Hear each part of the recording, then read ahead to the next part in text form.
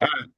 Welcome back, everybody. So I'm Mikey Story. Today I have a very, very special guest who's going to be talking a little bit about her experiences and her professional experiences with burnout. So I will let you introduce yourself and just get going. My name is Caitlyn Tomacheski. I have been playing softball since I was about 10 years old. I've been coaching softball for, I want to say about 6 years, and I am currently a student at Springfield College, getting my master's in sports and exercise psychology. Um, I currently work with a couple of clients regarding mental performance, um, and I'm going to talk about burnout today, what I've seen in personal experiences and things like that. So, as a coach and a mental performance coach, um, burnout is a phenomenon in sports psychology that refers to the state of physically, emotionally, and mental exhaustion that is caused by prolonged stress and overtraining. Um, these types, like burnout, is seen by exhaustion, um, which can cause fatigue, reduced performance, decline in skills, motivation, um, and just devolving from the sport you originally loved, losing that interest and eventually resenting the sport altogether. Um, some common signs or causes to burnout is overtraining without enough recovery, not giving yourself enough self-care outside of your sport and things like that. High expectations from coaches, parents, and specifically themselves as athletes. Um, the lack of control, feeling forced to train or to compete from coaches, parents, to feel like they have to be able to do this for their parents to be like proud of them or things like that. And injuries, and that can go over the top with like the stress and recovery. Uh, Some on the psychological side that I've seen in athletes, burnout is closely linked to chronic stress and can overlap with issues like anxiety and even depression. Athletes can feel irritable or emotionally drained. They can feel detached from their teammates, and very doubtful in their own abilities. On to the physical impacts, burnout is psychological, but it can show physically through persistent soreness, sleep problems, increased risk of injury and weakened immune systems.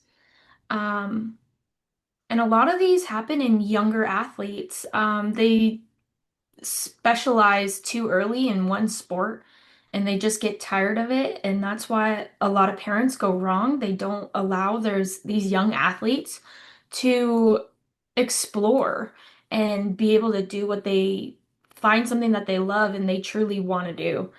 um, Another thing is elite competitors, so like professionals under that constant performance pressure, um, it can just decrease their love for the sport and cause burnout. Um, Especially those like higher demanding sports like endurance or what's the word? Aesthetic sports. So like gymnastics and things like that, that can have a real strain on those athletes. Some things that parents, athletes, coaches can do to like prevent and recover from burnout is obviously rest and recovery, schedule breaks, have proper sleep, getting your 7 to 8 hours of sleep every night. Um, a change in their training. A lot of coaches do repetitive training that they think is actually helping the athlete, but really it's just burning them out. Cross training and changing those routines can definitely help. Um, Having um, the ability to give the athletes more control in the sport field that they're playing um, can allow them to not overtrain.